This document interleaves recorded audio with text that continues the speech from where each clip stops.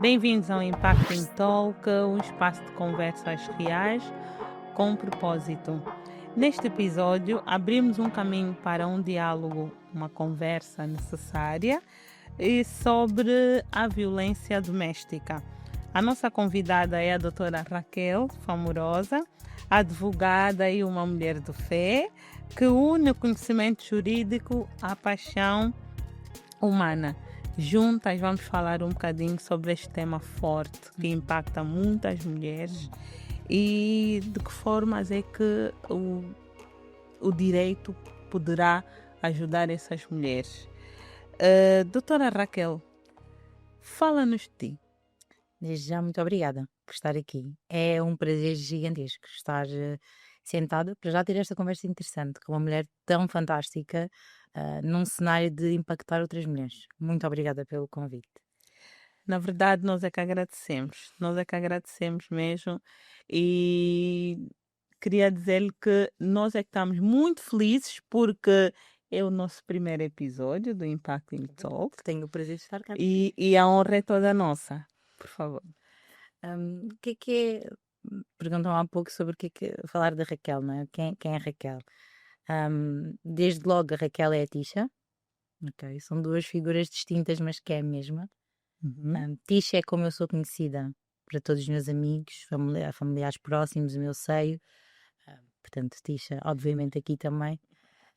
Raquel é o lado profissional, é o lado de trabalho, da escola. Uhum. Esta Raquel nasceu em Angola, Luanda. Vim para Portugal muito novinha, com 2 aninhos. E cresci cá, todo o meu crescimento, a parte académica foi toda feita cá em Portugal, apesar de várias idas a Angola e considerar que a minha educação foi a 100% angolana, apesar de estar cá, efetivamente a minha mãe Ok. sempre passou os valores angolanos. Portanto, a Raquel é um bocadinho isto, é uma angolana portuguesa que fez direito, que é advogada neste Ok. momento, é uma advogada, digo que sou advogada a tempo parcial e mãe a tempo inteiro, de um pequenino de 1 ano, e principalmente sou filha de Deus. Sou uma filha de Deus e acho que este é Bem, o meu primeiro identificador. muito bem. E o que é que a motivou então a seguir o direito? Eu acho que não houve grandes opções para além de seguir o direito. A minha mãe colocou, ela foi esperta, ela me colocou na minha cabecinha assim sempre de fininho, fininho, fininho, que tanto que bateu, bateu que chegámos aqui. Eu acho que sempre fui muito faladora, muito argumentadora. Muito bem. Dizíamos rabugenta, não é? É Sempre fui verdade, muito é rabugenta. verdade. Lá em Angola é rabugenta. E era, sempre fui muito rabugenta, então sempre me disseram direito, direito, direito. E depois acabou por, na altura de escolher, não me via fazer muito mais coisas do que realmente passar a vida a discutir. Então aqui estamos a discutir como profissão. Exatamente, que bom. A sua fé influencia a forma como atuas no direito? Eu acho que sim, acho que é um bocado difícil nós, quando somos cristãos e vivemos pela fé, isso não influenciar qualquer profissão que seja. Uhum, Qualquer um de nós que tem uma profissão e é cristão, a nossa fé tem que ser obrigatoriamente é verdade. um impacto, ter um impacto na nossa profissão, na nossa parte de carreira. E eu acredito plenamente que se eu sou advogada é porque a minha fé me levou ali, não é? Portanto, não tem como separar o influencia, Muito influencia bem, muito. E eu quero crer que influencia e peço a Deus que me ajude a influenciar. muito bem. Ah, na tua carreira profissional, qual foi o momento assim que começou a lidar mais com casos sobre violência doméstica? É interessante porque, em termos de carreira, eu logo no estágio, na Ordem dos Advogados Uhum, Portugueses, eu fiz o estágio num escritório de advogados, que trabalhamos muito com direito de crime. E logo ali no início, eu tive a minha patrona, na altura, tinha uhum, muitos processos de violência doméstica, muitos oficiosos. Portanto, pessoas que não tinham recursos ou que não tinham como pedir ajuda, então calhavam nela, que era uma uhum, advogada do Estado. Eu, como estagiária, trabalhei muito com ela. Portanto, foi logo desde o iníciozinho da minha carreira como ok, estagiária que eu tive contacto com a violência doméstica. Isto em termos de carreira, mas na vida, ao crescer, acompanhei e vi muitas mulheres a sofrerem deste mal. a passarem por estas situações. Portanto, eu também separo aqui um antes e um depois de eu ser advogada, porque antes de ser advogada tinha um contacto com a violência doméstica como espectadora e não diria ignorante, mas como alguém que não compreendia a parte legal da questão, para depois existir esta parte de, como advogada, já com uma visão diferente da questão. Tá? Sim, portanto, há um antes e depois, diria. Tinha noção de que havia assim tantos casos? Não. Quando se entra na área de direito Não é? crime, nós percebemos que já vimos nas televisões Verdade. tanta notícia e achamos que é muito, mas quando Mas se está lá viver dentro, aquilo é diferente. eu diria que os tribunais estão entupidos de queixas de crimes de violência doméstica. É talvez top 3 crime, maior crime que acontece em Portugal. Sério. Top 3. Os tribunais estão entupidos de violência doméstica.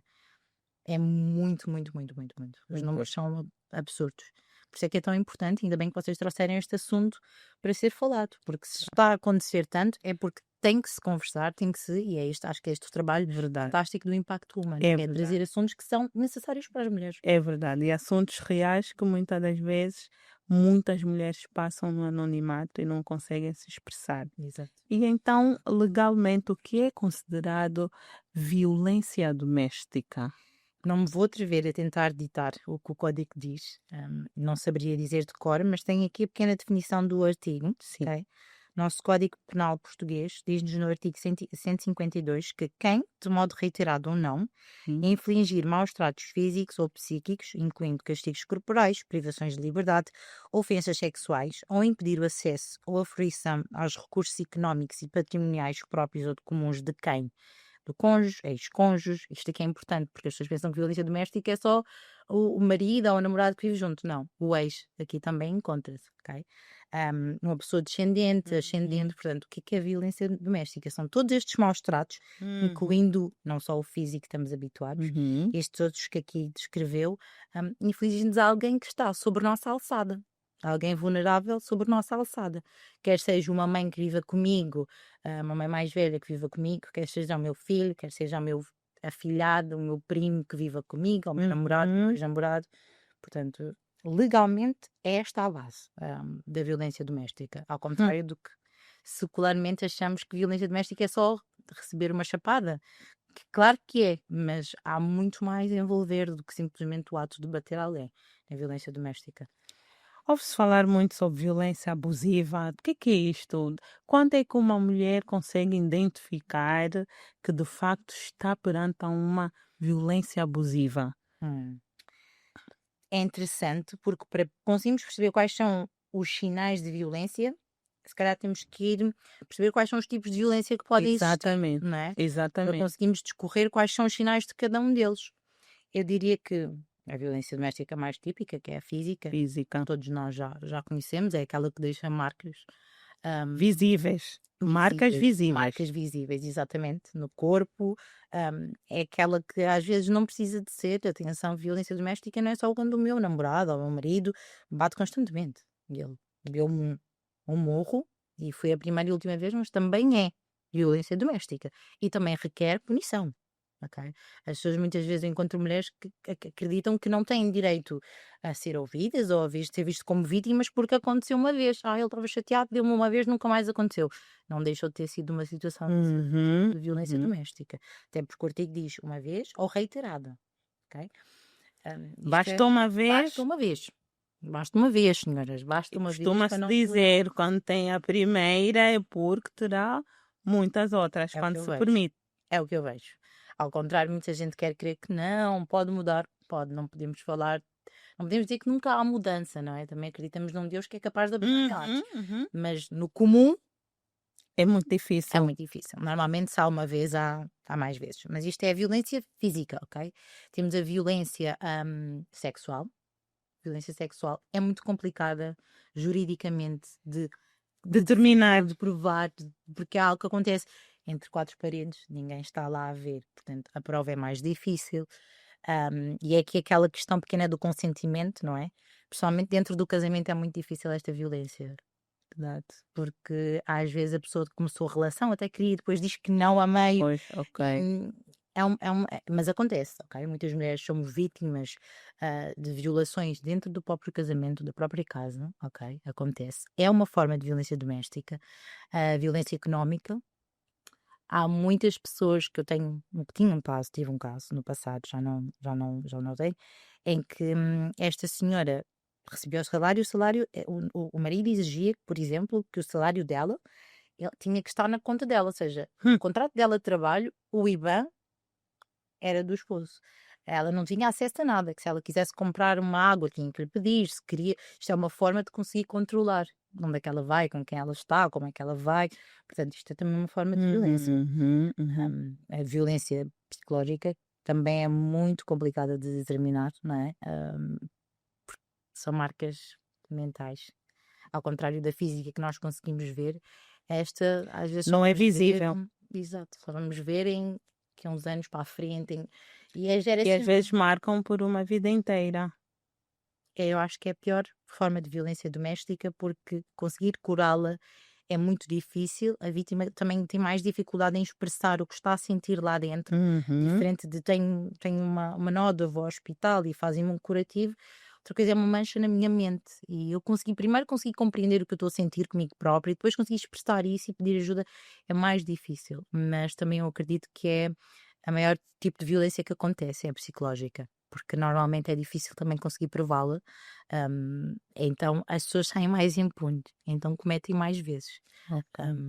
E se eu acho que não me esqueci de nenhuma, acho que passei por todas. E normalmente as pessoas que estão à volta também acabam por sofrer toda esta violência, sobretudo a psicológica. Exatamente, exatamente. Principalmente numa situação de uma casa, de uma família, não é? Em que há crianças ali envolvidas, elas são. Essas crianças ficam marcadas por uma vida inteira.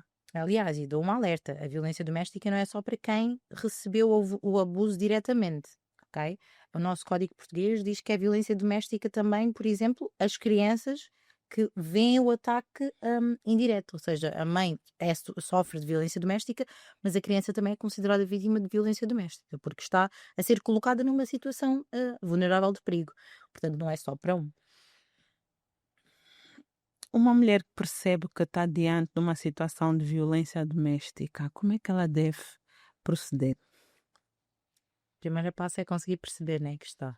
Às vezes a pessoa vai deixando de estar, vai acreditando que não é bem violência doméstica. Às vezes as pessoas justificam-se a dizer: a minha situação é uma zona assim mais cinzenta, não é bem isto, não é tão. Portanto, vai-se deixando de ficar. O primeiro passo é conseguir reconhecer, ser sincera consigo própria. Ok, eu estou nesta situação, eu vou precisar de ajuda. Ok? E quando se tem esse passo, o resto é muito mais simples, É, não é? que é o recorrer da ajuda. E felizmente nós temos várias instituições que nos podem ajudar. O que eu gosto sempre de alertar, que eu acho que é importantíssimo, é que o crime de violência doméstica é público. E o que é ser público? É que qualquer pessoa pode denunciá-lo. Não é necessário Um ser a própria. vizinho, exatamente. Qualquer pessoa que Qualquer esteja a pessoa. presenciar. Exatamente, exatamente. Não há cá nada disso de entre marido e mulher, ninguém mete a colher. Parem com isso. Pois é. Metemos a colher, o garfo, todos os talheres, Tudo que for necessário para for ajudar. necessário. Exatamente. Toda a gente pode denunciar, não pode, deve. Aliás, quem sabe que há um crime a ocorrer e não faz nada, quase que Torna-se. corre a ser um cúmplice, não é? Vamos dizer, em boas regras, é isso. Portanto, é pedir ajuda, denunciar, pode recorrer a várias instituições, como a PAV, o apoio à vítima. Esta mulher, esta pessoa, esta circunstância pode sempre recorrer a abrigos que existem. E aqui eu gostava de deixar de uma nota, que nós estamos a falar, logicamente, de violência doméstica voltada para a mulher, mas não podemos ignorar que existe do outro lado. É verdade. Ok? Existe violência doméstica contra homens também, Contra as contra crianças também. crianças, contra mais velhos. Claro, estamos a falar de porcentagem muito menores comparando Ao com que a a mulher mulher. sofre. Até porque depois a violência doméstica da mulher normalmente tende a levar à morte. Mais difícil é numa situação contrária. Só até estranho um homem chegar e dizer que está a sofrer violência doméstica, mas existe também. Mas existe e não se pode calar. E ele também tem que denunciar. Existe então Claro. psicológica. Aliás, muitos homens sofrem de violência psicológica em casa, mas não dizem nada, não porque também há aquele estigma, né? Sou homem, não vou estar É sou verdade. violência doméstica. Há esse estigma, mas nós estamos aqui a focar-nos na mulher, porque é onde há mais casos de morte. É verdade. Mas é onde é mais gravoso. Mas não podemos ignorar que existem outras formas de violência doméstica, não é?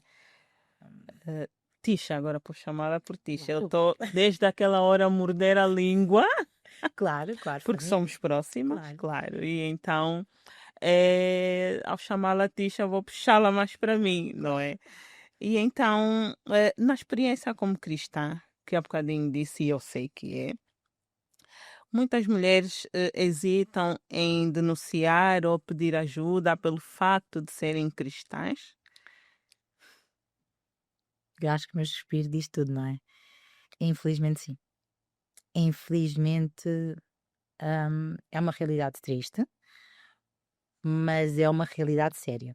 Eu não vou dizer o prazer, porque realmente não é o prazer de ter trabalhado com algumas mulheres cristãs, vítimas de violência doméstica, Uhum. e todas elas tinham esse fator em comum, que é a culpa e é o sentirem-se merecedoras do que estava a acontecer.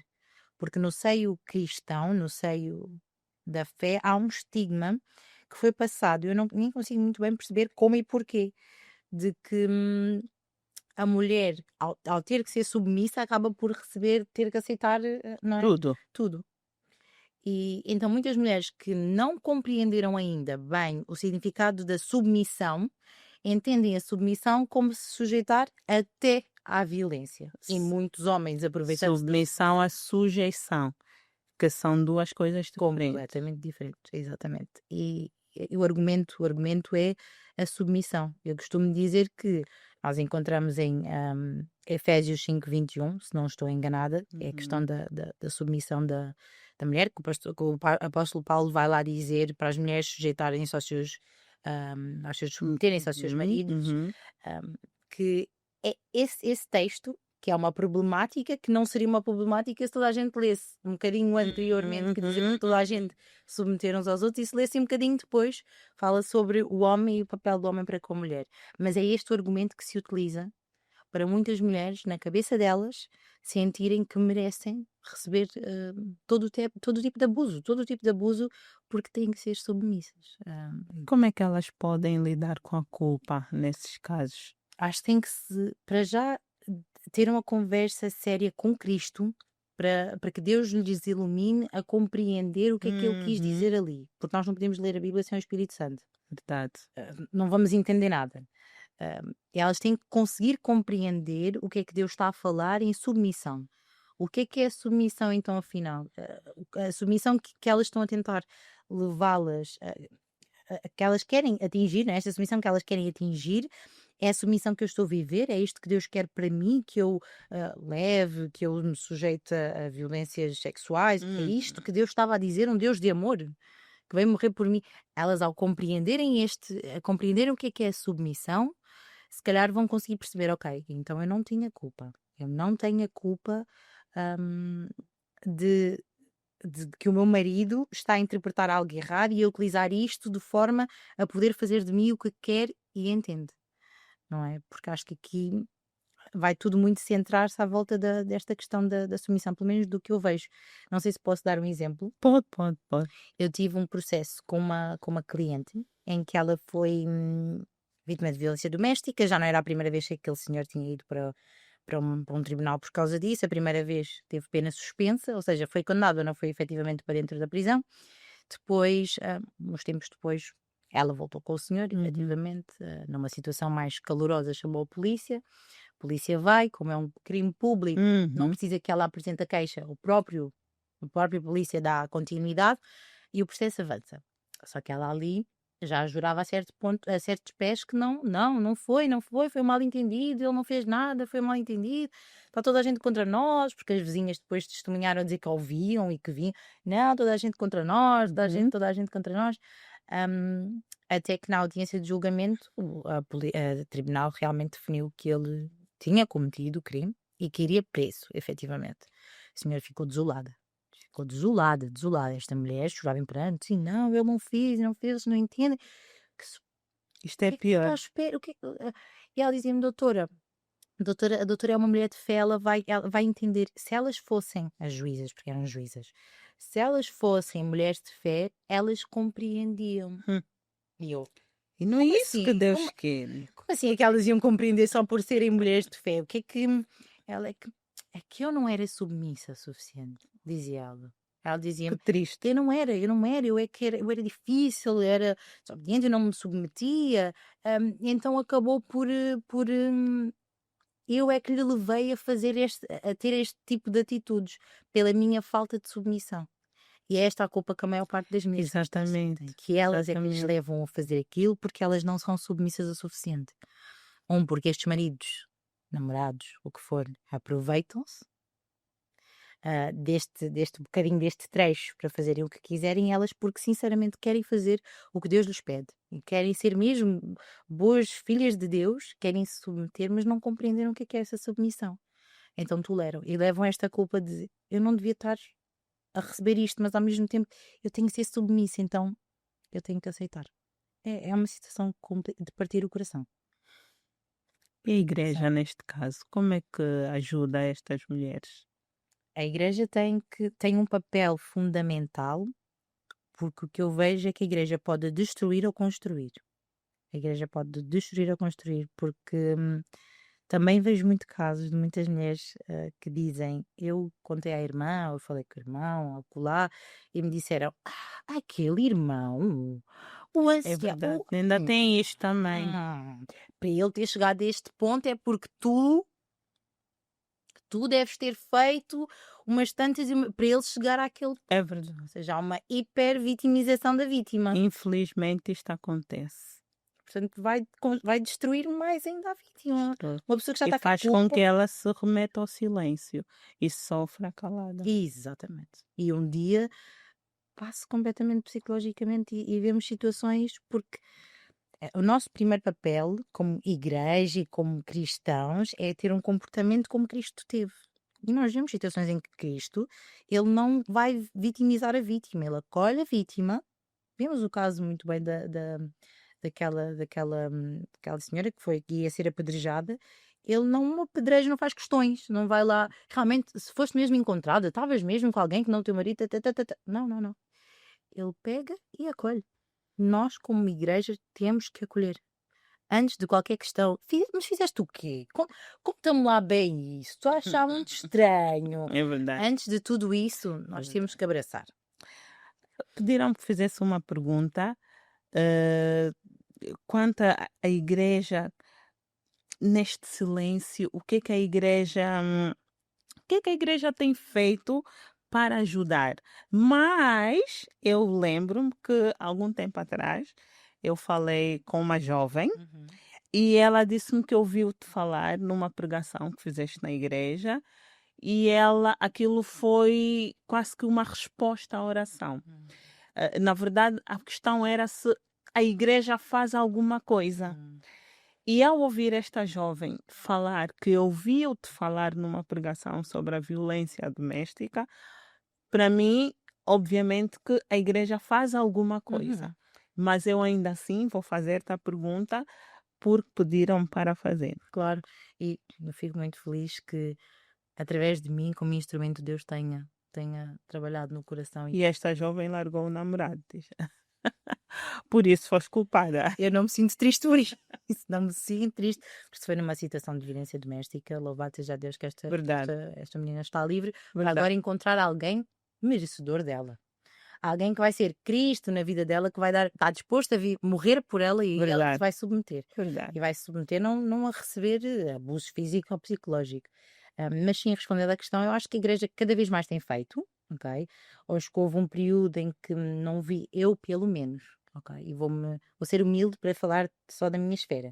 Não via grande envolvimento quanto a este assunto, ok? Mas cada vez vejo mais esta pregação. Sei que há um dia, efetivamente, que a igreja retira umas semanas para falar e trazer alguma awareness sobre o assunto, sobre o tema. Uhum. Agora, se pode fazer mais, com certeza.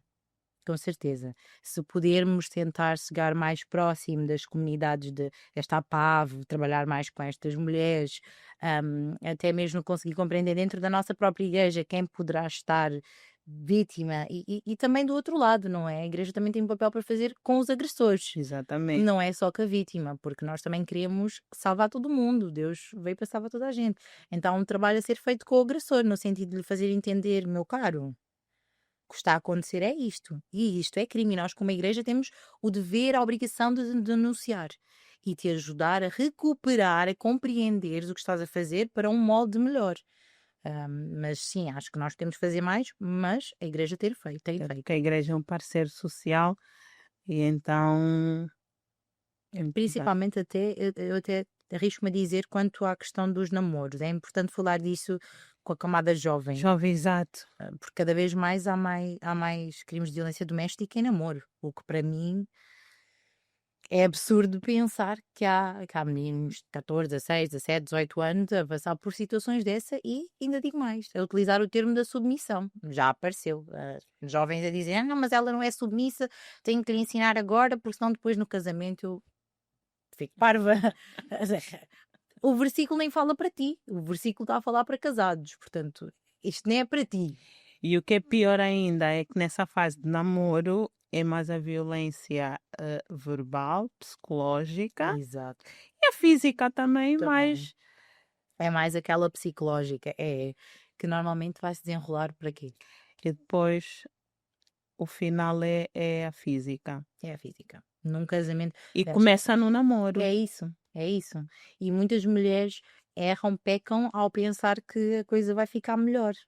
Mas eu vou treinando, eu vou constando com ele, mulheres cristãs, eu vou estando em oração, eu vou orar para que Deus mude. E é verdade, Deus pode mudar. Mas também não te podes colocar numa situação E também Deus pode mudar quando o outro lado, exatamente, estiver disposto a mudar. Exatamente, exatamente. Até lá, tu estás-te a colocar numa posição difícil para ti próprio. É verdade.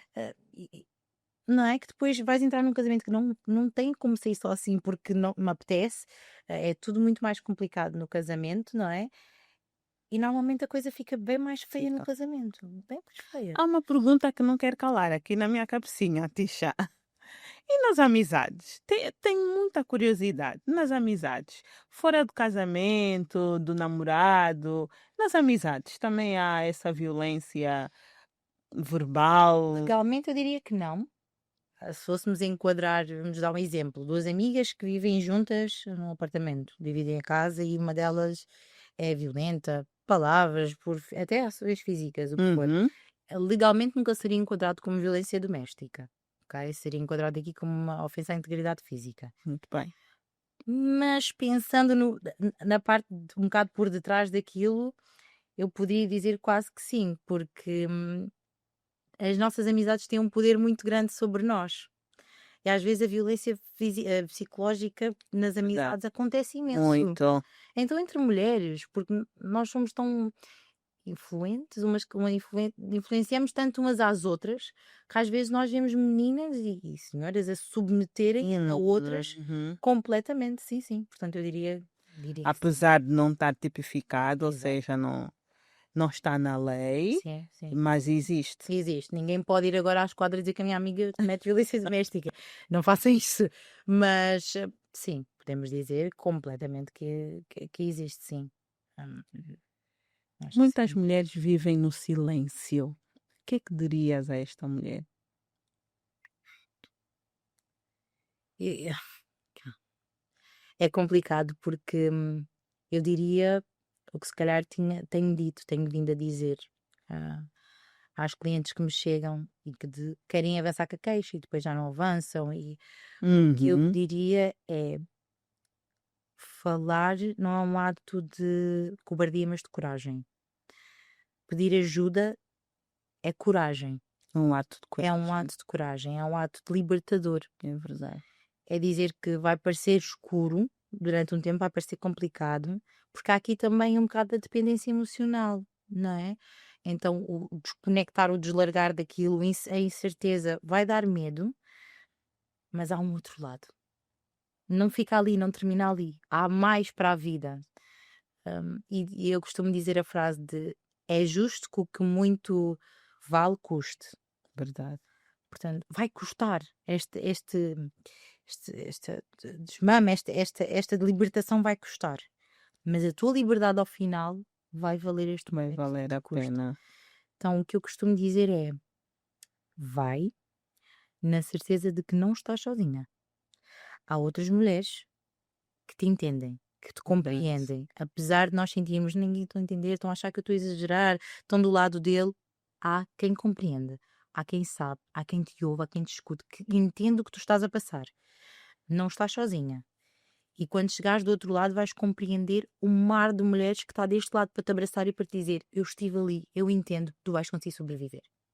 Hum. Às vezes há o receio de eu não sei viver sem ele, eu não sei viver sem estar nesta situação. É este medo de achar que não vai conseguir sem a outra pessoa. E isso foi muito da violência psicológica que infligiu o agressor.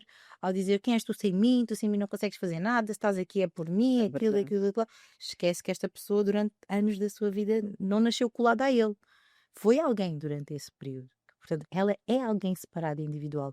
Estas mulheres têm que voltar a se reencontrar, voltar a rever o seu valor, voltar a se amar e perceber, acima de tudo, o meu valor não está nem em mim nem em ti, está em Deus. É Deus que me diz que eu sou filha dele. Se eu sou filha de Deus, herdeira, então eu tenho o meu valor. Eu não preciso que um agressor me dê um valor por eu ser quem eu sou.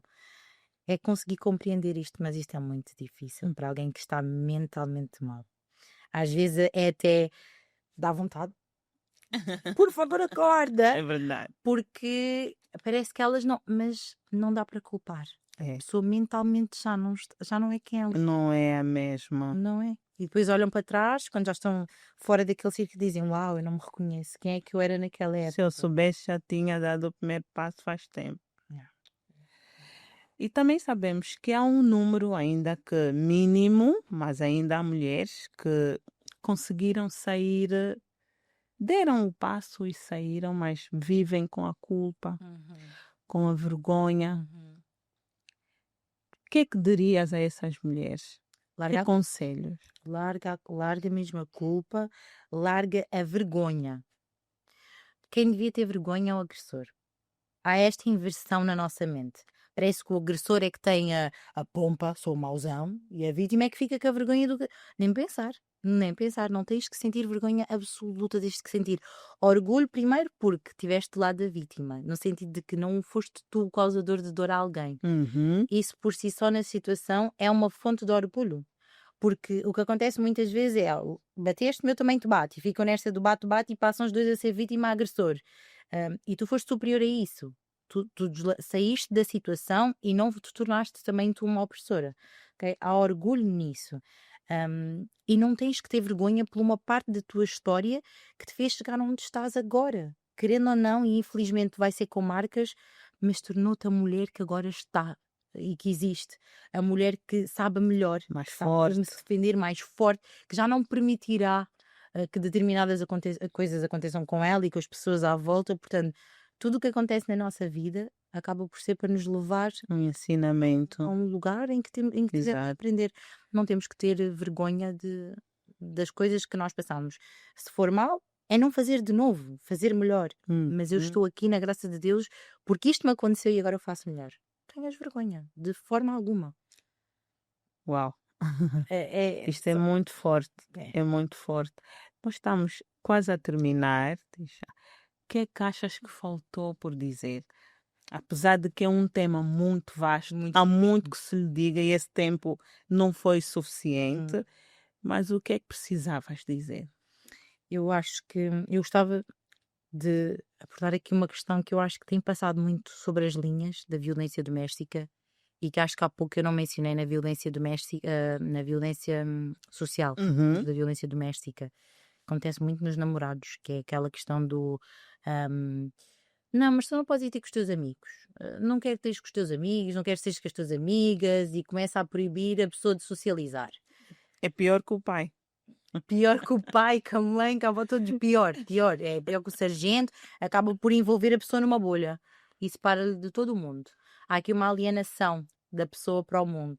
E a pessoa fica naquela bola e quando damos conta é só ela e o agressor. Mas se repararmos, o agressor continua a ter um círculo É dele. verdade, Só a continua a vítima é que fazer a não sua pode. vidinha. Ela é que, ai dela que tira o pé de casa porque vai ter com o fulano, psicrano, que vai fazer aquilo, com o lá e com o outro, que as amigas estão a tentar impedir o sucesso deles e o relacionamento e tal, aliena a pessoa. Hum. E eu gostava de trazer um alerta para estas situações porque são muito comuns. Nós vemos no namoro, toda a gente acha muito engraçado. Ai, minha namorada me deixa de não sei o quê, minha namorada. Cuidado, É verdade, porque isto depois vai levar a outros tipos de violência doméstica. Normalmente começa assim, começa. com o proíbe, depois a pessoa só tem.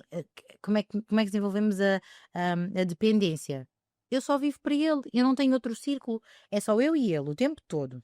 Não é? Eu não posso sair, não posso ter amigos, não posso ter aquilo lá, é só ele. Então, eu torno-me dependente daquela outra pessoa, ok? Outra pessoa, quando eu me torno dependente dela, começa a ter as cartas para fazer o que quer e me lhe apetece. E aí entra a violência física. E como eu já estou alienada, já não saio, já não aquilo, eu tenho hematomas, ninguém vê, ninguém sabe porque eu estou alienada. Depois é psicológico. E se fores fazer aquilo, já não vales nada, vês como ninguém gosta de ti, não tens amigos, só me tens a mim, sabendo que foi ele que construiu esta narrativa. Então vemos a escadinha de como é que todas elas, podemos passar por todas elas numa só. É uma escadinha que se vai construindo e nós não percebemos que estamos a subir esta escada. Verdade. É preciso ter muito cuidado com esta alienação, que acontece desde logo nos namoros. É mais fácil até, eu diria, ver isto no namoro do que num casamento, Que a normalmente. pessoa ainda tem tempo de correr. Exatamente. Ali é logo. Mesmo no casamento também há tempo a Há correr. Há tempo. Mas no namoro Mais do que é tempo, tudo não é? exata. Mais do que tempo, Muito mais mais. tempo e não tem tantos ónus a sair de uma situação verdade. destas. Então, se eu tivesse que dizer alguma coisa, era mulheres. Quem está numa posição de namoro, corra. Corra mesmo. Corra. Mas eu amo muito, eu acho que ele vai mudar e vou orar. Ok, fazes bem. Ora separada. Deixa-o recuperar, só melhorar ou aprender no canto dele, tu em oração. E quando esta pessoa te provar o suficiente que, tudo bem. Mas não nos vamos enganar, porque nós mulheres temos esta mania de achar que somos fadinhas mágicas, conseguimos É transformar o verdade. homem Não é possível. e temos que parar com isso. E o diálogo também. Conversa. Conversar, deixar tudo claro. Estabelecer limites. Estabelecer limites é muito importante. É muito importante. Estar firme.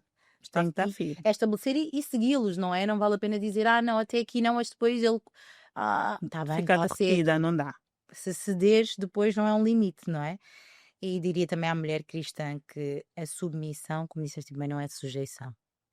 A submissão nós submetemos a um homem que está dentro do que Deus, a viver a vida que Deus pediu para ele, um homem que se submete a Cristo e que está disposto a morrer por mim.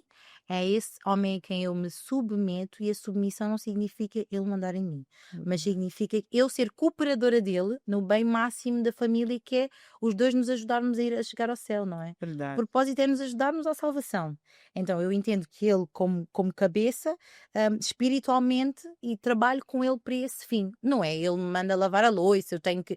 Essas coisas. Nós nem vemos esse tipo de papel na Bíblia, essa distinção de papel de quem lava a louça e quem não lava. Portanto, a submissão não tem nada a ver com isso. Não tem nada a ver com isso. E eu só me submeto a determinados homens. Há homem que é um Cristo na família.